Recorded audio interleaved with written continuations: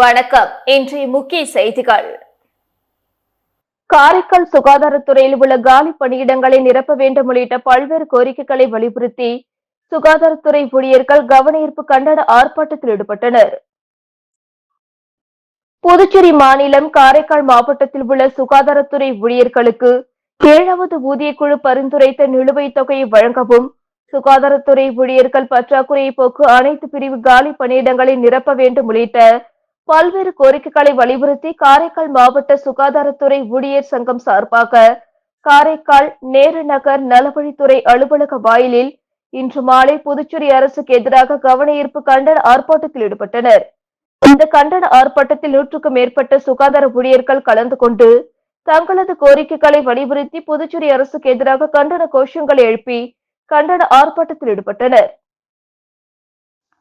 காரைக்கால் நீதிமன்ற சிரஸ்தாராக பணிபுரிந்த குணசேகர் என்பவர் நீதிமன்ற பொருள் பாதுகாப்பு அறையில் இருந்த விலை உயர்ந்த பொருட்களை கையாடல் செய்த வழக்கில் புதுச்சேரி லஞ்ச ஒழிப்பு போலீசார் கைது செய்து சிறையில் அடைத்தனர். காரைக்கால் மாவட்ட நீதிமன்றத்தில் சிரஸ்தாராக பணிபுரிந்து வந்தவர் குணசேகரன். இவர் நீதிமன்ற வளாகத்தில் உள்ள பொருள் பாதுகாப்பு அறையில் நீதிமன்றத்தில் ஒப்படைக்கப்பட்ட வழக்கு தொடர்பான தங்கம், வெள்ளி உள்ளிட்ட விலை உயர்ந்த பொருட்களை பாதுகாப்பாக வைத்திருந்தார். இந்த நிலையில் காரைக்கால் சிரஸ்தாராக பணிபுரிந்து வந்த குணசேகர் புதுச்சேரிக்கு பணியிடமாற்றம் செய்யப்பட்டார். புதுச்சேரிக்கு பணியிடமாற்றம் செய்யப்பட்ட குணசேகர் காரைக்காலில் புதிதாக நியமிக்கப்பட்டவரிடம் பொருட்கள் விவரங்களை ஒப்படைக்க வேண்டும். ஆனால் பொருட்கள் விவரங்களை ஒப்படைக்காமல் புதுச்சேரிக்கு சென்ற குணசேகர் காரைக்கால் மாவட்ட நீதிபதி பலமுறை வலியுறுத்தியும் பொருட்கள் விவரங்களை ஒப்படைக்கவில்லை. காரைக்கால் பொருள் பாதுகாப்பு அறையின் சாவியை ஒப்படைக்காத நிலையில் கடந்த மாதம் காரைக்கால் மாவட்ட நீதிபதி உத்தரவின் பேரில் நீதிமன்ற ஊழியர்கள் பொருள் பாதுகாப்பு அறையின் பூட்டை உடைத்து சோதனை செய்தனர்.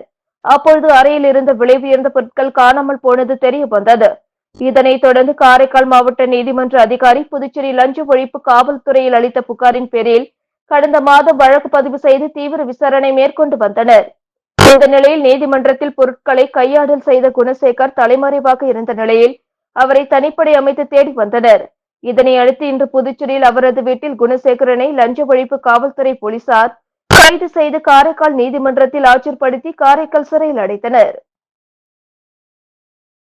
காலாப்பட்டில் மதில் சுவர் அமைக்க பக்கத்து வீட்டு தென்னை மரத்தை வெட்டி தென்னை மரத்திடம் தோப்புக்கரணம் போட்டு மன்னிப்பு கேட்ட சம்பவம் பரபரப்பை ஏற்படுத்தியது.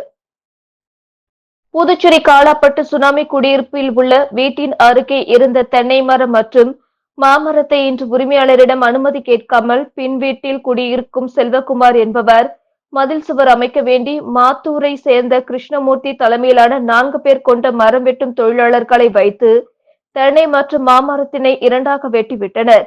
தென்னை மரம் வெட்டப்பட்டதை மரத்தின் உரிமையாளர் வெட்டியவரிடம் கேட்டபோது தவறுதலாக வெட்டிவிட்டோம் என மரம் வெட்டிய தொழிலாளர்களும் வெட்ட சொன்ன பக்கத்து வீட்டாரும் கூறினர். 2 மரத்தை வெட்டிவிட்டு தவறுதலாக வெட்டிவிட்டோம் என்றால் எப்படி ஏற்றுக்கொள்வது என கேள்வி எழுப்பி அதனை வீடியோ எடுத்து உரிமையாளர் காவல் நிலையத்தில் புகார் அளிக்க சென்றார். காவல் நிலையம் சென்ற உரிமையாளரிடம் மரத்தை வெட்டிய நபர்கள், நாங்கள் தவறு செய்து விட்டோம், எங்களை மன்னித்து விடுங்கள், காவல் நிலையத்தில் புகார் அளிக்க வேண்டாம் என்று தொலைபேசியில் கேட்டனர். இதற்கு உரிமையாளர், என்னிடம் மன்னிப்பு கேட்க வேண்டாம், நீங்கள் உண்மையில் மன்னிப்பு கேட்க வேண்டும் என்றால் வெட்டிய அந்த மரத்திடம் மன்னிப்பு கேளுங்கள். நீங்கள் மன்னிப்பு கேட்பதை அதனை வீடியோ எடுத்து எனக்கு அனுப்புங்கள், வெட்டி விடுகிறேன் என்று கூறினார். உடனடியாக மரம் வெட்டிய நபர்கள் வெட்டப்பட்ட தென்னை மரத்தின் முன்பு நின்று நாங்கள் செய்தது தவறு, மன்னித்து விடு என்று தோப்புக்கரணம் போட்டு மன்னிப்பு கேட்டு அதனை வீடியோ எடுத்து உரிமையாளருக்கு வாட்ஸ்அப்பில் அனுப்பினர். இதனை ஏற்று மரத்தின் உரிமையாளர் புகார் அளிப்பதை நிறுத்தி கைவிட்டு சென்றார். காலாப்பட்டு சுனாமி குடியிருப்பில் வெட்டிய தென்னை மரத்திடம் மன்னிப்பு கேட்ட சம்பவம் பெரும் சுவாரஸ்யமாக இருந்தது. நகராட்சி ஊழியர்களுக்கு அரசு நேரடியாக சம்பளம் வழங்க வேண்டும் உள்ளிட்ட பல்வேறு கோரிக்கைகளை வலியுறுத்தி நகராட்சி ஊழியர்கள் அல்வா கொடுக்கும் நூதன போராட்டத்தில் ஈடுபட்டனர். புதுச்சேரி மாநில நகராட்சி மற்றும் கொம்யூன் பஞ்சாயத்து ஊழியர்களின் கூட்டு போராட்ட குழு சார்பில் கண்டன ஆர்ப்பாட்டம் உள்ளாட்சித்துறை அலுவலகம் முன்பு நடைபெற்றது. கூட்டு போராட்ட குழு ஆலோசகர் ஆனந்த கணபதி தலைமையில் நடைபெற்ற ஆர்ப்பாட்டத்தில் நகராட்சி ஊழியர்களுக்கு அரசை நேரடியாக சம்பளம் வழங்க வேண்டும், 33 மாத 7வது ஊதியக்குழு நிலுவைத் தொகையை வழங்க வேண்டும், தினக்கூலி ஊழியர்களை பணி நிரந்தரம் செய்ய வேண்டும் உள்ளிட்ட பல்வேறு கோரிக்கைகளை வலியுறுத்தி 500க்கும் மேற்பட்ட ஊழியர்கள் அல்வா கொடுக்கும் நூதன ஆர்ப்பாட்டத்தில் ஈடுபட்டனர். அப்பொழுது கோரிக்கைகளை வலியுறுத்தி அதிகாரிகளை மாநில அரசையும் கண்டித்து கண்டன கோஷங்கள் எழுப்பினர். கோரிக்கைகளை அரசு நிறைவேற்றாவிட்டால் சுதந்திரம் தினத்தன்று குடும்பத்துடன் உண்ணாவிரத போராட்டத்தில் ஈடுபடுவோம் என அரசுக்கு எச்சரிக்கை விடுத்தனர். 10ஆம் வகுப்பு மதிப்பெண்ணை மாணவர்கள் மொபைல் ஆப் மூலம் பதிவு செய்து கொள்ளலாம் என தொழிலாளர் துறை அறிவித்துள்ளது. இது தொடர்பாக தொழிலாளர் துறை அரசு செயலர் யாஷம் லட்சுமி நாராயண ரெட்டி வெளியிட்டுள்ள செய்திக்குறிப்பில், புதுச்சேரி அரசு தொழிலாளர் துறை வேலைவாய்ப்பு அலுவலகம் 2024 முதல் 2025 கல்வியாண்டில் 10ஆம் வகுப்பு தேர்ச்சி பெற்ற மாணவர்களின் மதிப்பெண் சான்றிதழ்கள் பள்ளிக் கல்வி இயக்ககத்தின் மூலம் பெறப்பட்டு அவை தேசிய தகவல் தொழில்நுட்ப மைய உதவியுடன் மொபைல் போன் செயலி உதவியுடன் பதிவு செய்ய ஏற்பாடு செய்யப்பட்டுள்ளது. 10ஆம் வகுப்பு அசல் மதிப்பெண் சான்றிதழ் பெற்ற மாணவர்கள் இந்த மொபைல் ஆப்பை பதிவிறக்கம் செய்து பயன்படுத்திக் கொள்ளலாம். 10ஆம் வகுப்பு மாணவர்கள் தங்கள் அசல் மதிப்பெண் சான்றிதழ் பெற்ற பிறகு மொபைல் ஆப்பை பயன்படுத்தி பதிவிறக்கம் செய்யும்படி கேட்டுக் கொள்கிறோம். புதுச்சேரி மற்றும் காரைக்கால் பிராந்தியத்தில் உள்ள 10ஆம் வகுப்பு சிபிஎஸ்இ ஸ்டேட் போர்டு மாணவர்கள் தங்களின் அசல் மதிப்பெண் சான்றிதழ் பெற்ற பிறகு வேலைவாய்ப்பு பதிவிற்காக வேலைவாய்ப்பு அலுவலகத்தை நேரில் அணுக வேண்டாம். மொபைல் ஆப் லிங்கை பயன்படுத்தி மாணவர்கள் தங்களது கல்வி தகுதியை பதிந்து வேலைவாய்ப்பு அடையாள அட்டையை பதிவிறக்கம் செய்து கொள்ளலாம் என குறிப்பிடப்பட்டுள்ளது.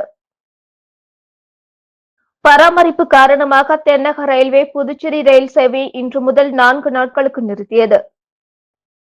விழுப்புரம் ரயில் நிலையத்திலிருந்து காலை 5:25 மணிக்கு புறப்படும் விழுப்புரம் புதுச்சேரி பயணிகள் ரயில் மற்றும் புதுச்சேரியிலிருந்து காலை 8:05 மணிக்கு புறப்படும் புதுச்சேரி விழுப்புரம் ரயில் சேவை முற்றிலும் நிறுத்தப்படுகிறது.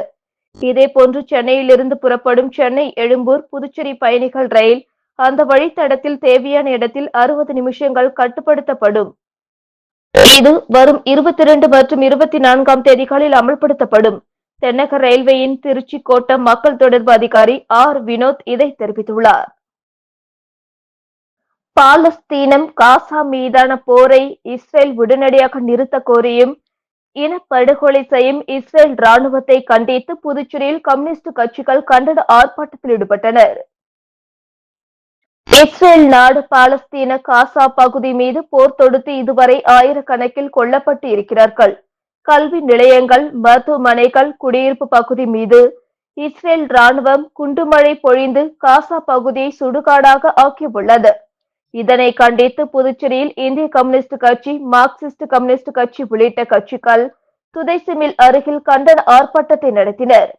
இந்திய கம்யூனிஸ்ட் கட்சி செயலாளர் சலீம் தலைமையில் நடந்த ஆர்ப்பாட்டத்தில் பாலஸ்தீனம், இஸ்ரேல் என இரு நாடுகள் கொள்கையை அமலாக்கப்பட வேண்டும், காசா மற்றும் மேற்கு கரை பகுதிகளான பாலஸ்தீன நிலப்பரப்பில் இருந்து இஸ்ரேல் ராணுவம் வெளியேற வேண்டும், சுதந்திர பாலஸ்தீன பூமி உருவாக்க வேண்டும் என போராட்டத்தில் வலியுறுத்தப்பட்டன. அப்பொழுது பாலஸ்தீனம் மீது இனப்படுகொலை, போர்க்குற்றம் புரியும் இஸ்ரேலை கண்டித்து கண்டன கோஷங்கள் எழுப்பினர். புதுச்சேரி பாவேந்தர் டூர் ஆபரேட்டர் மற்றும் ஓட்டுநர்கள் சங்கம் சார்பில் நடைபெற்ற மாநில அளவிலான ஒருங்கிணைப்பு கூட்டத்தில் சங்க அடுத்த கட்ட நடவடிக்கைகள் குறித்து பல்வேறு தீர்மானங்கள் நிறைவேற்றப்பட்டது. பாவேந்தர் டூர் ஆபரேட்டர் மற்றும் ஓட்டுநர்கள் சங்கம் சார்பில் நடைபெற்ற மாநில அளவிலான ஒருங்கிணைப்பு கூட்டம் கம்பன் கலையரங்கில் நடைபெற்றது. இதில் 100க்கும் மேற்பட்ட சுற்றுலா ஒருங்கிணைப்பாளர்கள் மற்றும் அதன் உரிமையாளர்கள், ஓட்டுநர்கள் கலந்து கொண்டனர். இதில் சிறப்பு விருந்தினராக சங்க சட்ட ஆலோசகர் ஹேமா பூச்சம், போக்குவரத்து காவல்துறை ஆய்வாளர் நாகராஜன் மற்றும் சங்க கௌரவ தலைவர் JVS ஆறுமுகம் என்கிற சரவணன் ஆகியோர் கலந்து கொண்டு புதுச்சேரியில் சிறந்து விளங்கிய பெண் ஓட்டுநரை பாராட்டி விருதுகளை வழங்கினார். மேலும் தொடர்ந்து புதுச்சேரியில் சிறப்பாக செயல்பட்ட சங்க நிர்வாகிகளை பாராட்டி நினைவு பரிசுகள் வழங்கப்பட்டது.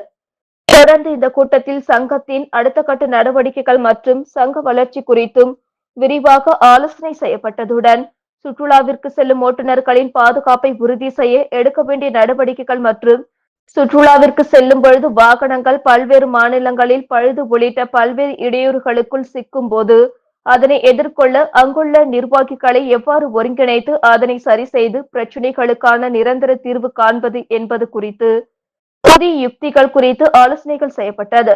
மேலும் அனைத்து மாநில சுற்றுலா ஒருங்கிணைப்பாளர்கள், வாகன உரிமையாளர்கள், ஓட்டுநர்கள் அனைவரையும் ஒருங்கிணைத்து சங்க நிர்வாகிகளின் பாதுகாப்பை எவ்வாறு உறுதி செய்வது என்பது குறித்து ஆலோசனை செய்யப்பட்டது.